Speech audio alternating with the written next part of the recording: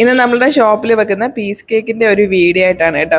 ഈ വീഡിയോ ഇട്ടപ്പോഴേ എനിക്ക് മൈൻഡിൽ ഓർമ്മ വന്നത് എന്താണെന്ന് വെച്ചാൽ നമ്മൾ പണ്ട് ഞാൻ ഉൾപ്പെടെ നിങ്ങളെല്ലാവരും അല്ലേ നമ്മൾ ബേക്കറിയിലൊക്കെ പോകുമ്പം ഈ ചില്ലുകൂട്ടിലൊക്കെ കണ്ണാടിയിലെ കൂട്ടിലൊക്കെ ഇട്ട് വെച്ചിരിക്കുന്ന കേക്ക് കാണുമ്പോൾ അതിനകത്തുനിന്ന് ഒരു പീസ് എടുക്കണം, അല്ലെ ഈ ഫ്ലേവറിൽ നിന്ന് ഒരു പീസ് എടുക്കണം എന്നൊക്കെ നമുക്ക് എപ്പോഴും തോന്നാറില്ലേ? അതേപോലെ എനിക്ക് അന്ന് തോന്നാറുണ്ട് കേട്ടോ. അപ്പം അച്ഛൻ്റെ അടുത്ത് ചോദിക്കുമ്പോൾ ചിലപ്പോഴൊക്കെ അച്ഛൻ മേടിച്ച് തരുത്തോളൂ.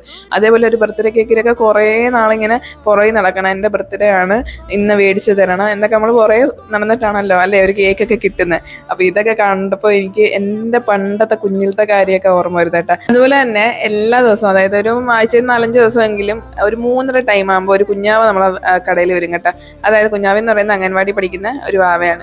അപ്പോൾ ആ വാവ വന്നിട്ട് ഒരു പീസ് കേക്ക് എടുത്തിട്ട് പോകും. അപ്പോൾ അവൾക്ക് വേണ്ടിയിട്ടാണ് കേട്ടോ എപ്പോഴും ഞാൻ ഇത് ചെയ്യുമ്പോഴത്തേക്ക് ആലോചിക്കുന്നത്. എനിക്ക് പേഴ്സണലി അറിയില്ല, എപ്പോഴും നമ്മളെ ഷോപ്പിൽ വന്നിട്ട് എനിക്ക് പീസ് കേക്ക് എടുക്കത്ത് പോകും. എനിക്ക് ടാറ്റയൊക്കെ കാണിച്ചിട്ടാണ് പോകുന്നത്.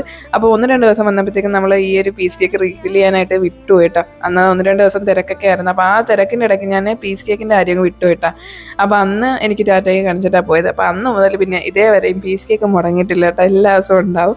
അപ്പം ഈ പീസ് കേക്ക് എടുത്ത് വെക്കുമ്പോൾ എനിക്ക് ആ ഒരു മോളുടെ മുഖമാണ് ഓർമ്മ വരുന്നത്. അപ്പോൾ ഇന്നത്തേക്ക് ഇത്രയുള്ള വിശേഷം. നമുക്ക് മറ്റൊരു നല്ല വീഡിയോ ആയിട്ട് കാണാം. അതുവരേക്കും ബൈ ബൈ.